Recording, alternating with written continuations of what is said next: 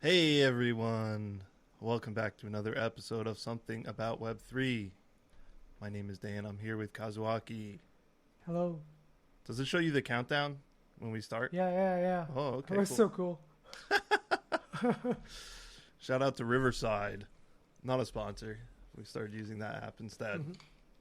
So you can thank them for the audio quality. Probably. Also our nice microphone setup. It's been a couple weeks. Our apologies since we've had the show. Been busy with life.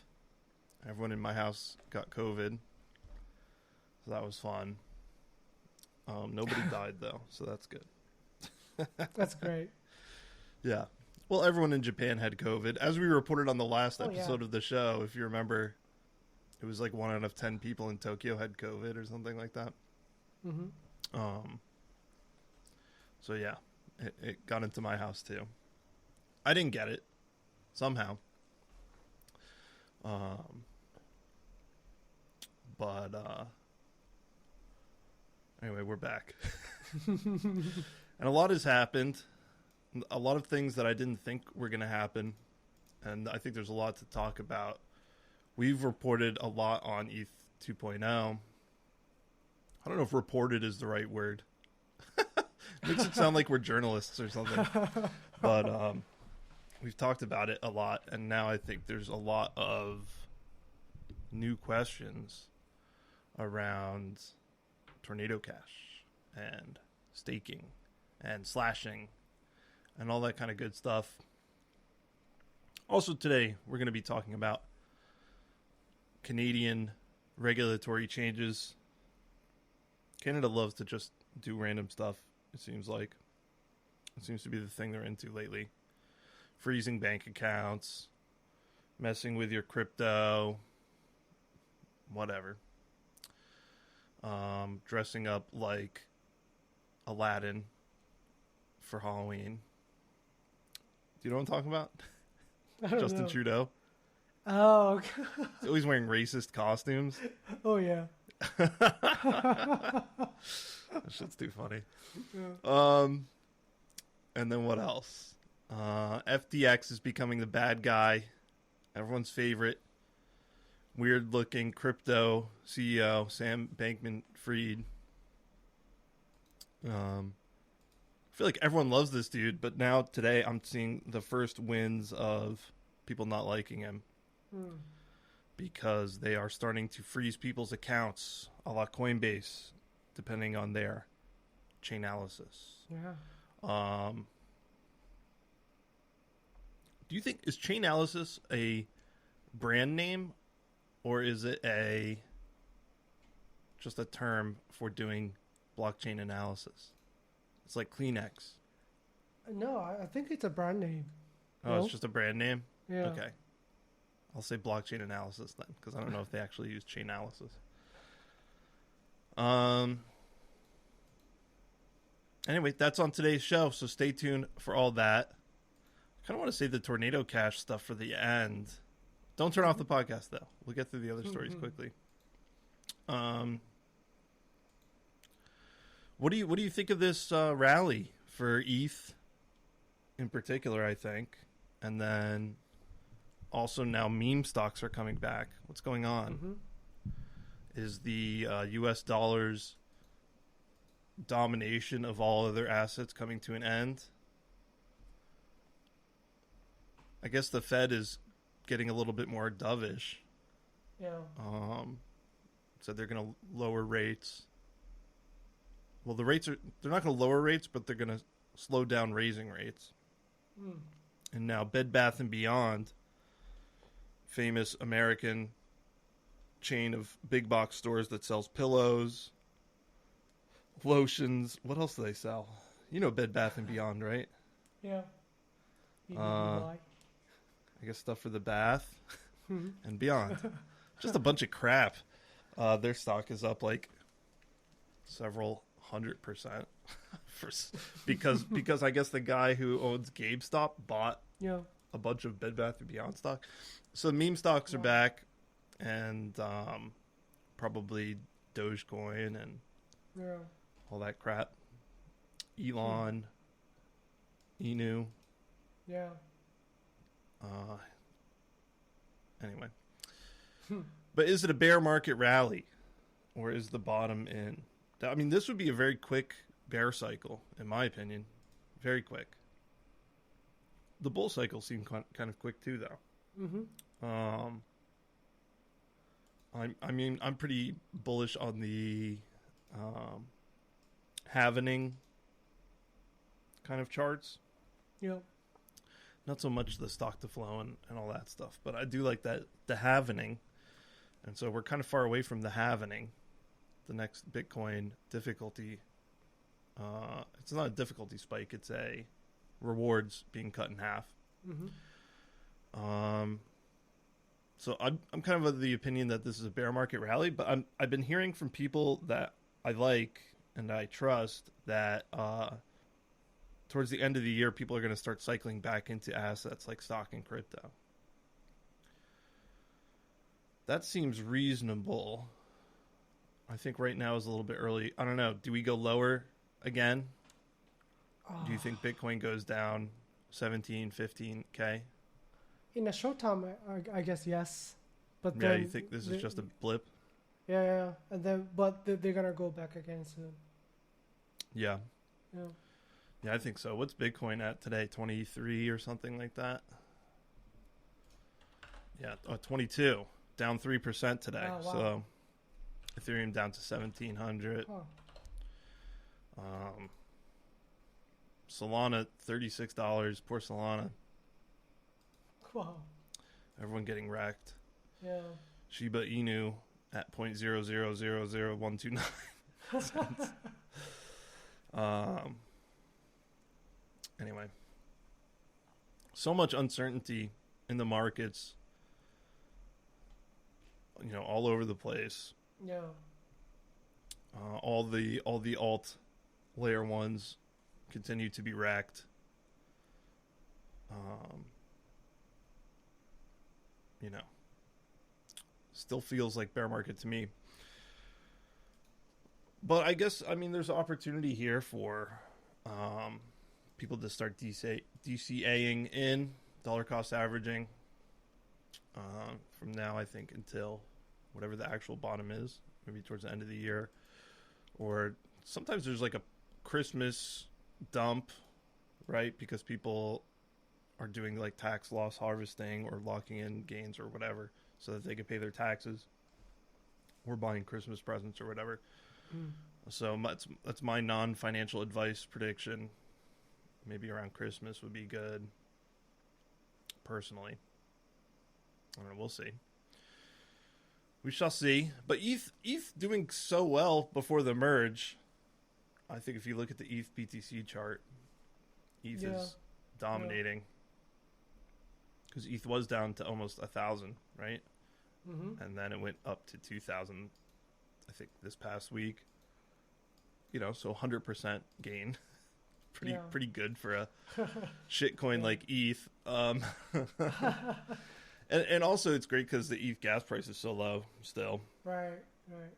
So I can, on my free NFTs that I get for being a Milady holder, I only have to pay $5 to actually mint them on the contract, which is nice. Oh, nice. So, anyway, speaking of NFTs, the new hot NFT site, SudoSwap. Have you heard of it? Have you checked it out? No. It is a new paradigm in NFT sites. They're basically Uniswap for NFTs. Very similar to NFTX in that there's liquidity pools for the NFTs. Okay. But probably the most interesting part, or one of the reasons they're getting so much traction, is that they do not do royalties. So OpenSea, all the other sites, they have royalties, they have fees. I guess SudoSwap doesn't have any of that. It's completely decentralized, free, non-custodial NFT marketplace with no fees. And that includes the creator royalties. Normally, you would hard code into the contract a royalty as part of the NFT standard, 5% or whatever.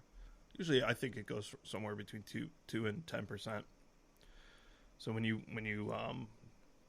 sell an NFT on OpenSea, OpenSea charges you a fee, and then you pay a royalty fee to the person who created the NFTs. But SudoSwap doesn't do that. They just transfer the NFTs. So there's no royalty fee, which is cool. You save money. It's bad for the creator, but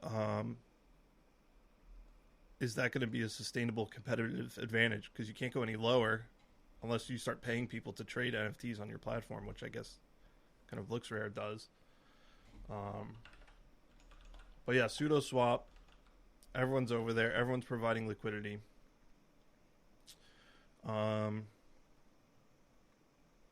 Also, there's I didn't put the story in the notes here, but there is a NFT lending marketplace. Do you know what it's called? Bend or something like that? Bend the DAO? Bend? Yeah. Bend the DAO. BendDAO.eth. BendDAO.xyz. Excuse me. They allow you to do all kinds of like NFT DeFi stuff with like really aggressive health levels and lending limits and stuff like that. So if you want, you could deposit your mutant ape, and then you could take out, I think, 30 or 40% of the floor price of mutant apes as a collection as a loan. So kind of like Aave or something like that, but with NFTs, which is quite cool. However, we are in a bear market, and so there have been some liquidations on BendDAO of apes. And so now people are starting to freak out because, you know, with any asset, if it's not that liquid, like what's the worst that could happen, right? Like if the floor falls out of an NFT, okay, it might recover very quickly, right? But once you start adding all this liquidity to make trading these NFTs cheaper, and you start having these like automated markets with liquidators and things like that, you could see the floor price completely collapse as it starts to cascade. One person's ape gets liquidated. There's a bot that automatically does the liquidation on chain and also sells it in the same transaction, right?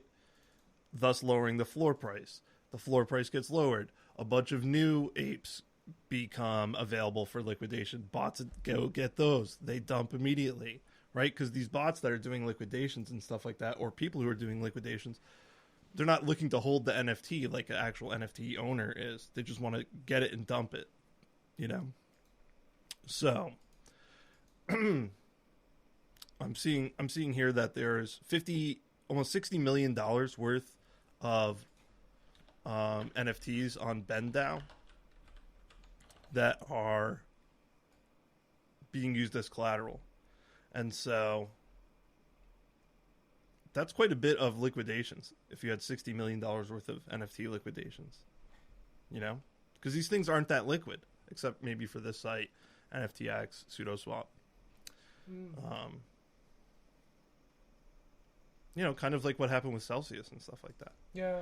The more sophisticated the tools get to access liquidity for these assets, the more likely crazy big market shifts can happen, because these tools make it easy for price to go up, price to go down. So anyway, I guess I wouldn't mind. I'll buy one. If it goes to 1 ETH, I'll buy an ape. Just for the culture. Yeah. I saw other side was like less than 2 ETH now. Oh yeah. Or other deed. What, I don't know, what is it called? Other side? Other side, right? Other side is the app and other deed is the NFT. I don't even know.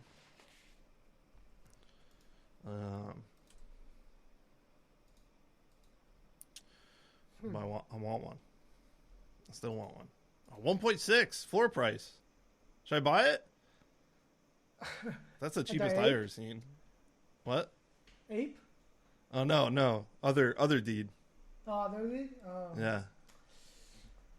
I don't know. 1.6. You know, it seems when it was like 3 ETH, I was like, that seems cheap. And now it's at 1.6 and I'm like, that seems expensive. If it had a coda, I would buy it. I think there's more room to go down. Always, right? Yeah. These look nice though. I mean, they got the buildings and all that crap. Yeah, that one looks dope. I'm gonna buy this one. Hell yeah. Stay tuned for next week where I talk about where I shill my other deed bags. Yeah. Nice. Anyway, so that's pseudo swap. Now we'll get into the nitty gritty of what the hell's been happening this week.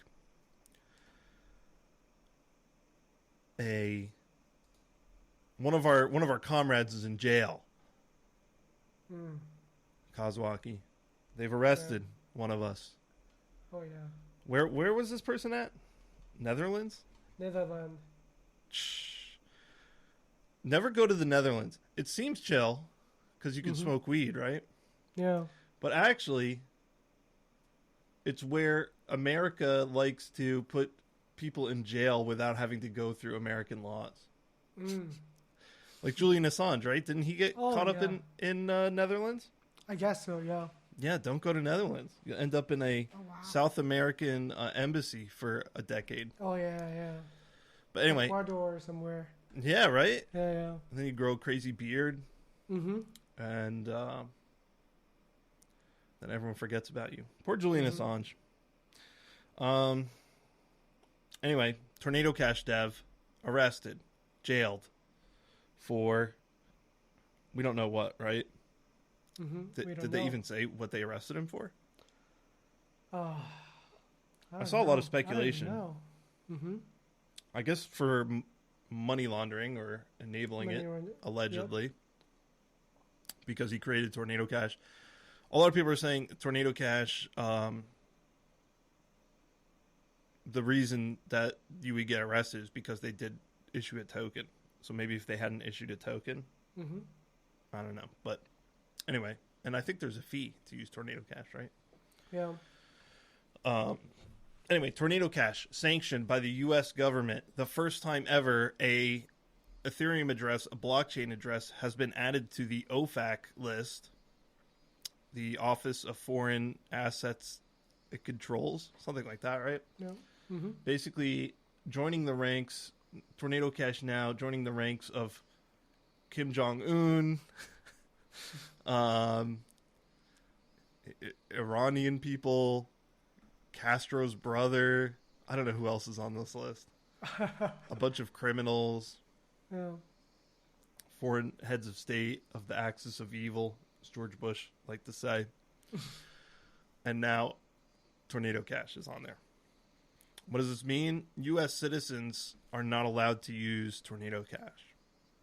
If you use it, you're violating sanctions, which I think calls for a 30-year jail sentence for violating the OFAC list. So, do not use Torpedo'd Cash if you're a U.S. citizen. Why did they do this? I'm not even sure if they know why. It does seem kind of short-sighted. I guess the reason that they stated semi-publicly... Well, first they stated that Torpedo'd Cash was run by North Korea. Did you see that? No. Yeah, some idiot, I forget who, some U.S. government moron, tweeted something about Torpedo'd Cash being run by North Korea. And then he deleted the tweet. How North Korea can run Torpedo'd Cash? Providing a front-end server or whatever? I don't know. Yeah, they were the one. They were hosting the IPFS node. Oh wow! No, that's not true. What they actually meant was that North Korea had used Torpedo'd Cash, because that is true. I'm sure. Yeah. Yeah, I mean, whatever that. What is that big hacking group that's supposed to be from North Korea? forgot their name. Yeah. Anyway, Yeah. they had done a bunch of high-profile hacks for hundreds of millions of dollars, and they always use Torpedo'd Cash, right? Yeah. Torpedo'd Cash has the most liquidity. If you're listening to this and you don't know what Torpedo'd Cash is, it's like it's a box where you put money in. A bunch of people put money in it, and then it gets all mixed around, and then you can take the money out. But because you wait a certain amount of time, there's more people putting money in it all the time. You don't necessarily, it disconnects the source and the destination of funds.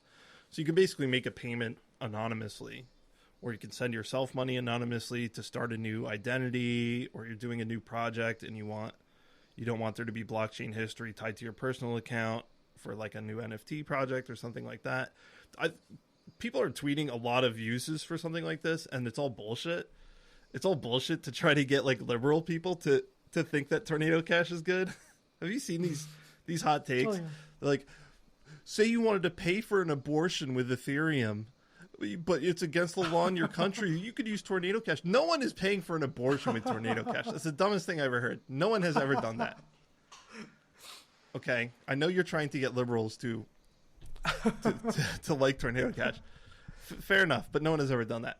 The real reason people use Torpedo'd Cash is they're starting an NFT project, or they're starting like a new DApp, an exchange, DeFi project, or whatever, and they don't want the history of that contract creation to be tied to their personal account. Mm-hmm. Yep. By far, I think that's the most common use of Torpedo'd Cash. And you could look on all these big DeFi protocols and stuff and just trace where the contracts came from. Almost all the time, they're funded by Torpedo'd Cash. All these same projects that are now blacklisting Torpedo'd Cash had used it. So have they violated their own sanctions? I don't know. But anyway, it allows you to basically launder money, which there's, like I said, legitimate reasons to want to do that. Mm-hmm. But also hackers use it all the time so that they can get clean money so they can put it in exchanges and cash out. So Torpedo'd Cash now illegal to use for U.S. citizens. First time in history, a piece of software has been added to the sanctions list like this. It reminds me of back in the 90s when RSA encryption was sanctioned as weapons-grade technology. Do you remember that? Yeah. And by the U.S. government. All the PGP encryptions. Yeah, there was a time, if you're a Zoomer, there was a time that the U.S. government made it illegal to travel to another country if you had encrypted, and not even encrypted data, but like encryption software with you. Mm-hmm. Yeah. And so like, if you ever read terms of service and like the end user license agreement on like random stuff, a lot of times you'll see there's a section in there about encryption because of those regulations, which I always thought was funny. If I remember correctly, there was a time that you couldn't buy the PS3 in a bunch of different countries because of this law, because the PS3 used PlayStation 3 used some kind of encryption. Yeah, that Yeah, that's true. That's why George Hotz could hack the PlayStation. I think it was 2, I guess. Mm-hmm. Oh, it was the PS2. Yeah. So there's a little internet history for you. What's he up to, George Hotz? He's running a company called Comma AI in San Diego. Oh, nice. Yeah, self-driving car. Oh, cool. Yeah. Okay. Very cool. Yeah. Anyway, so now we're back at that point again where software is illegal. Great. So make sure to print out the Torpedo'd Cash source on a T-shirt. Oh yeah, I'm sure someone did it already. Oh yeah, I'm sure. Yeah. I'm sure.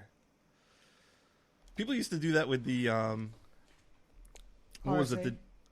The DVD, the RSA stuff, but also there was the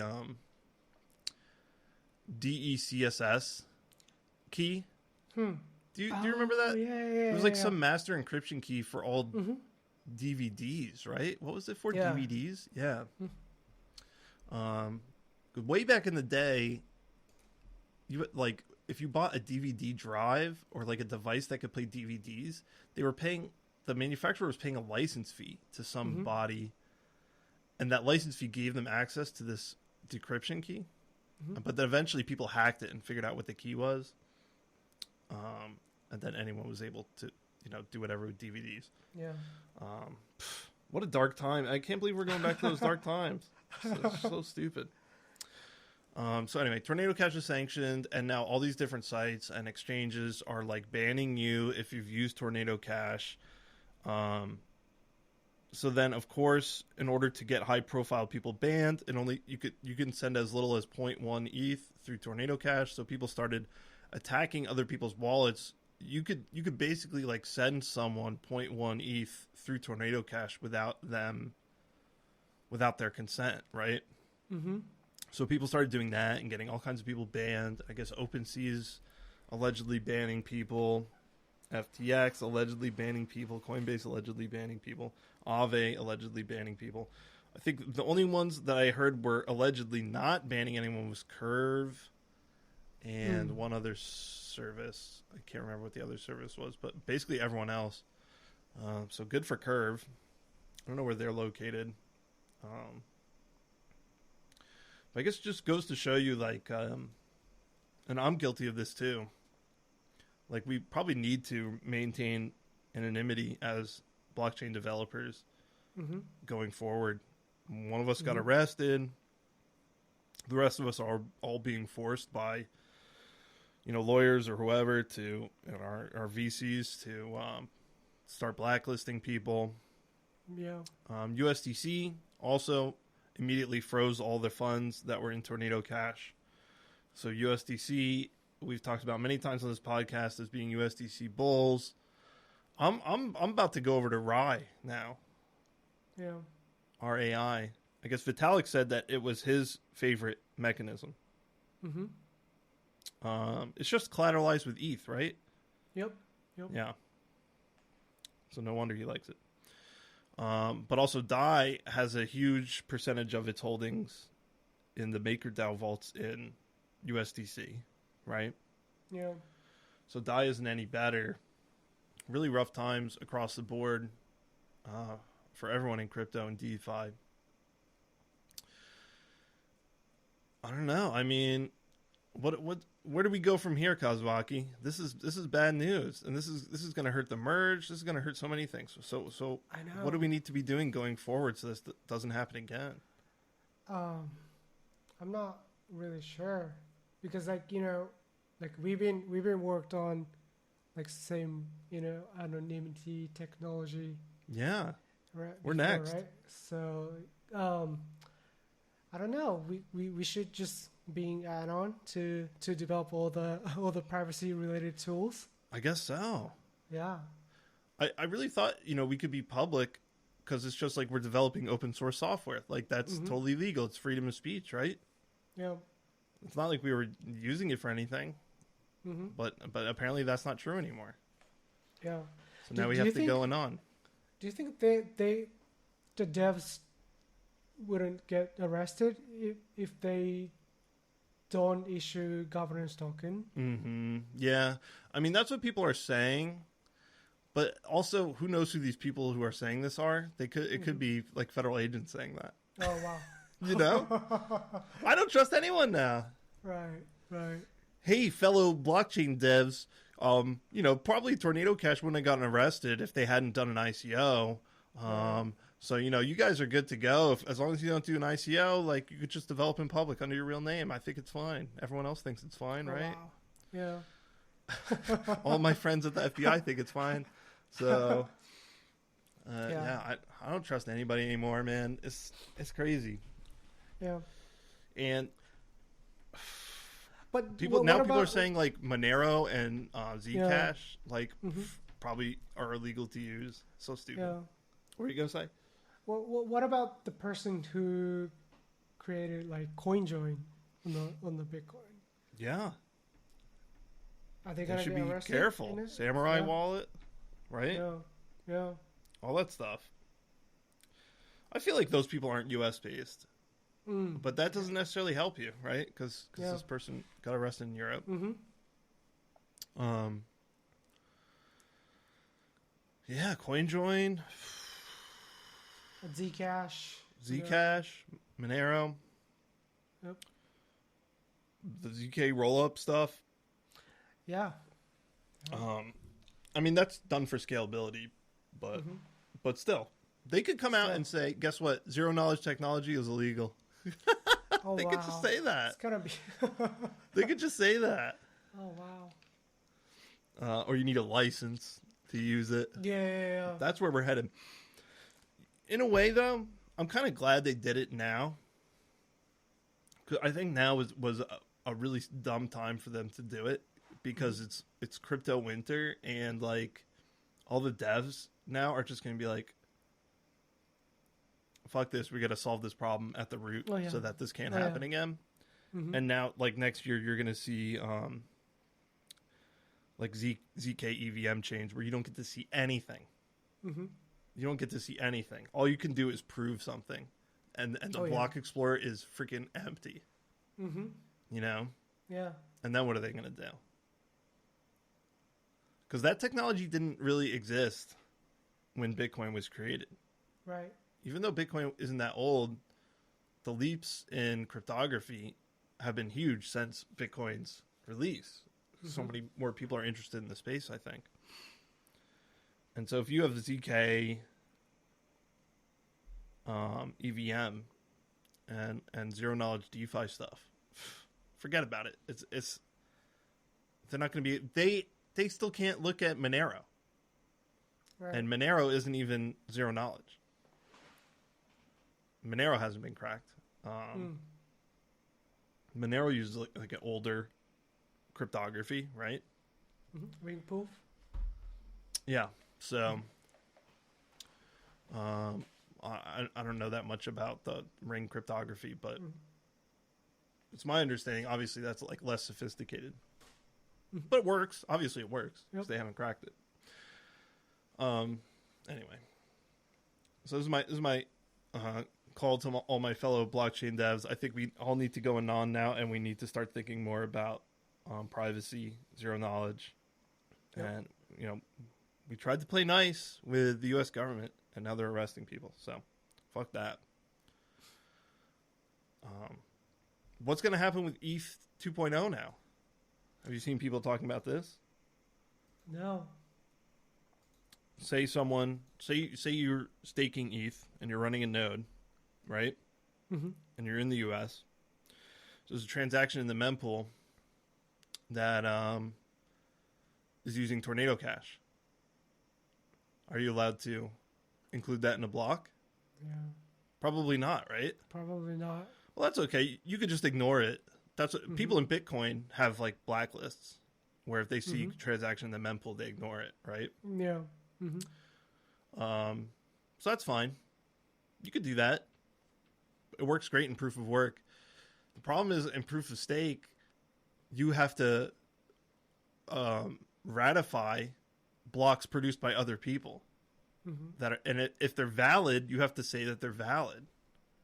You can't say it's invalid if it's actually a legit block with ETH 2.0, right? Yeah. So someone else broadcasts a block that has Torpedo'd Cash in it, and you're sitting there as a US based staker with your node.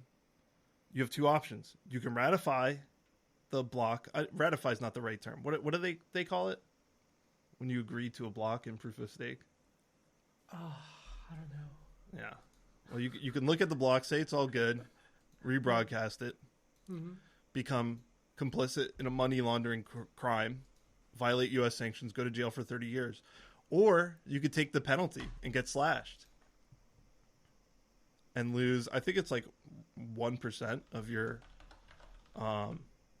stake for refusing to validate a valid block. Because you're basically, it's like you drop out of the network unannounced. It's like if you lost internet on your node, right? You get penalized for that. So there's your two options. So I don't think you're allowed to stake in the U.S. now, in my opinion. Yeah. How is it possible? That's crazy. Yeah. It's really crazy.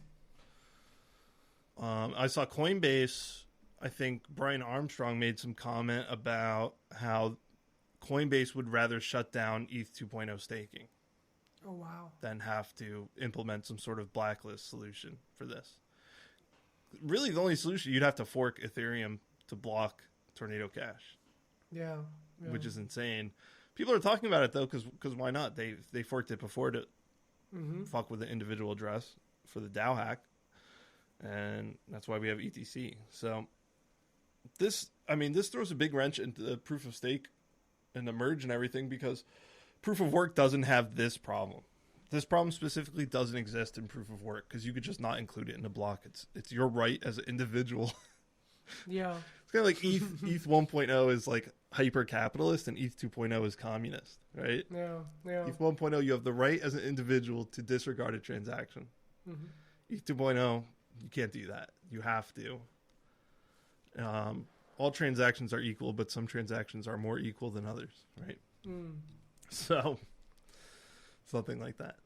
Anyway, so that's my thought on that. It makes me bullish for ETH 1.0 Classic, or whatever they're going to call the proof of work fork after this, because it works. Guess what? Here's a problem.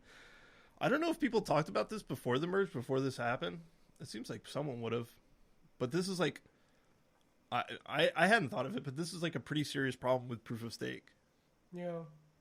It's much easier for a government to attack in a regulatory sense. So bad news all around. So that's Torpedo'd Cash. Kind of related now, I'm getting a report today that FTX is freezing accounts that interact with high-risk protocols. So obviously Torpedo'd Cash, but also Aztec Network has its own, I don't know exactly what it is or how it works, but its own kind of mixer. What is it called?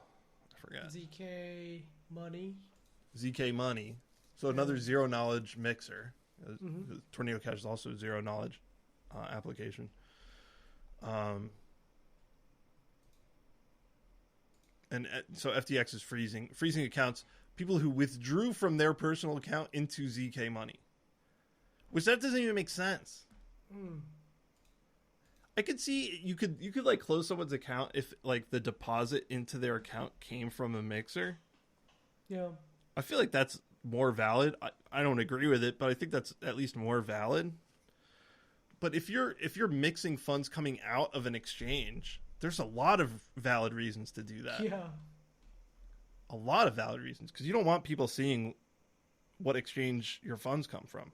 It's a big security risk. So anyway, FTX allegedly is just blaming their chain analysis partners for this happening. So offloading the responsibility, saying, well, we don't do our own transaction monitoring, so, that's from our transaction monitoring partner. That's why you're banned. Great. Fantastic. I got to look more into Aztec. Seemed cool, actually. Yeah. Do you know anything about it? Well, I remember their name just because they were they have been working on the zero knowledge proof technology for a long time. But I never used the ZK money. No, of course not. Me neither. Yeah,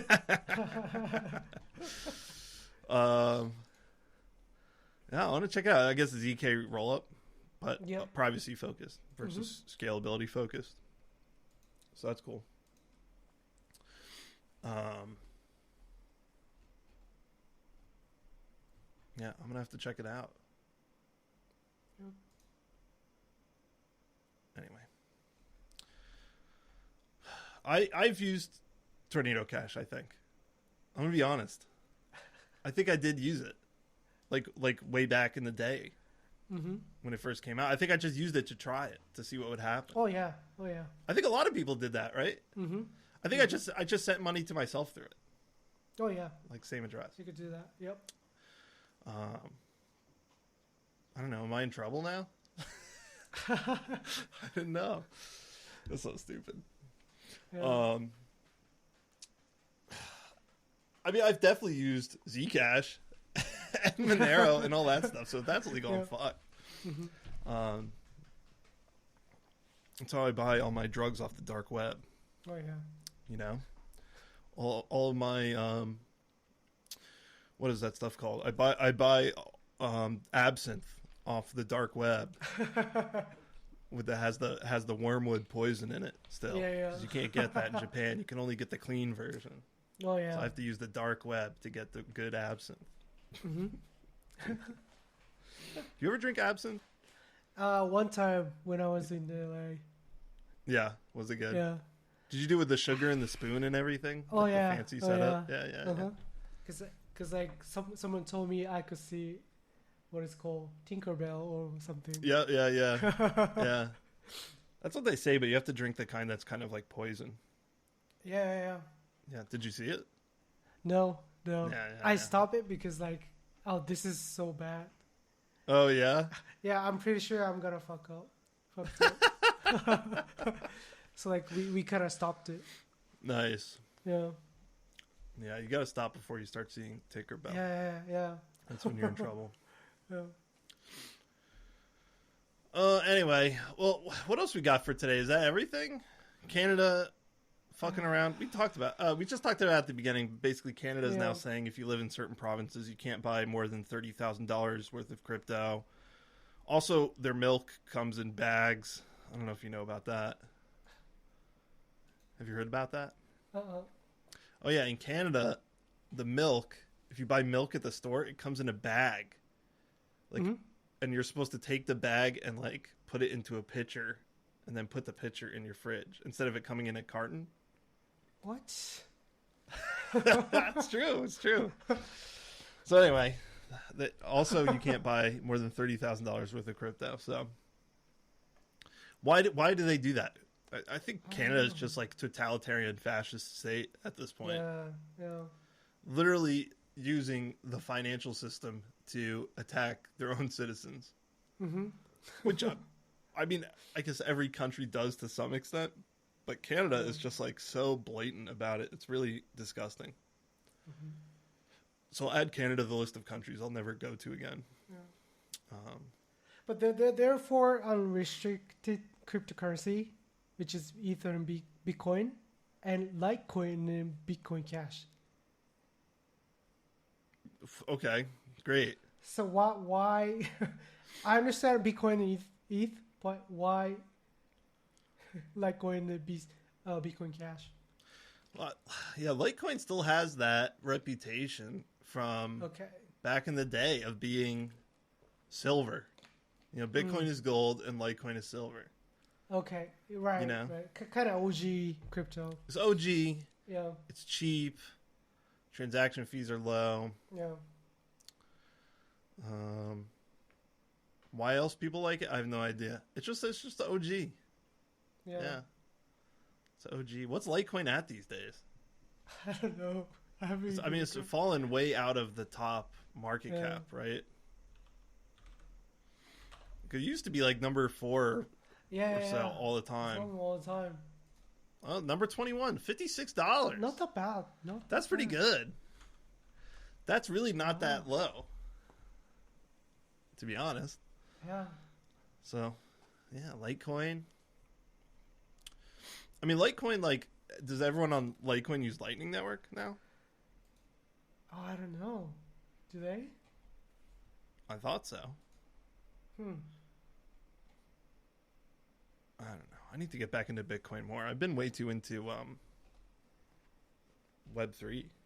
Yeah. Well, I guess that's the point of the show, but we should talk more about Bitcoin.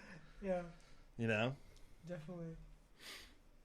And Lightning Network and crap like that. I don't know. I gotta find out if people are actually using it. I guess there's some metrics you can look up about Lightning Network, like how many millions of dollars are in the channels or whatever. Yeah. I think it's quite a bit. But I don't know if that's just an artifact of Bitcoin's price being 20 grand. So anyway, so yeah, there's Canada. In Canada, you're legally only allowed to buy Litecoin. That's funny. The Litecoin, Bitcoin, Ethereum, and Bitcoin Cash. Yeah. And then anything else, you are limited to $30,000. What do you think? Maybe they did that so that you're limited on Monero and Zcash specifically. Mm-hmm. Like they could frame it as saying like, oh, we want to protect you from buying shit coins because it's dangerous and you're going to lose all your money if you buy Shiba, Inu, Elon, Doge, Harry Potter coin. But actually, they want to stop people from using Monero and Zcash. This would be a very smart way to do it, actually. Mm-hmm. Yeah. Yeah. Anyway, so that's Canada. Only in some provinces too. I don't know why that is. So if you're listening from Canada, send us a tweet and tell us we're being stupid, and tell us why. Alberta, British Columbia, Manitoba, Quebec, you can do whatever you want. But if you live in the shittier parts of Canada, you're not allowed to buy shit coins. So, anyway, I think that's it for this week. We'll keep you posted on Merge and Tornado Cash stuff. Definitely top of mind. I don't know. Maybe we might have to like shut down the podcast and start a new one, and be VTubers and use like a voice changer. Oh yeah. so that we're totally anon. Yeah. We have to buy some. What was that VTuber NFT we covered? I forget what it was called. Yeah, this is way back on our early episode. Mm-hmm. We have to buy some of those. Oh, yeah. But we can't now because if we buy them, then everyone will be able to see it on the blockchain. We can't use Tornado Cash to hide our new VTuber NFT avatars. Yeah. So there's another legitimate reason. You're buying embarrassing anime NFTs and you don't want anyone to know. You'd have to use Tornado Cash. Oh, yeah. Now you can't do that. Now everyone's going to know that you're buying anime girl NFTs. Oh, man. That's bad. How embarrassing. Yeah. All right, folks. Well, that's it for this week. We'll see you again. Probably not next week, but I don't know when. Sometime. We'll figure it out. Maybe it won't be on a Friday or something like that. But until then, we don't have a sign off line, so we'll see you then. All right, bye everyone. All right. Bye-bye.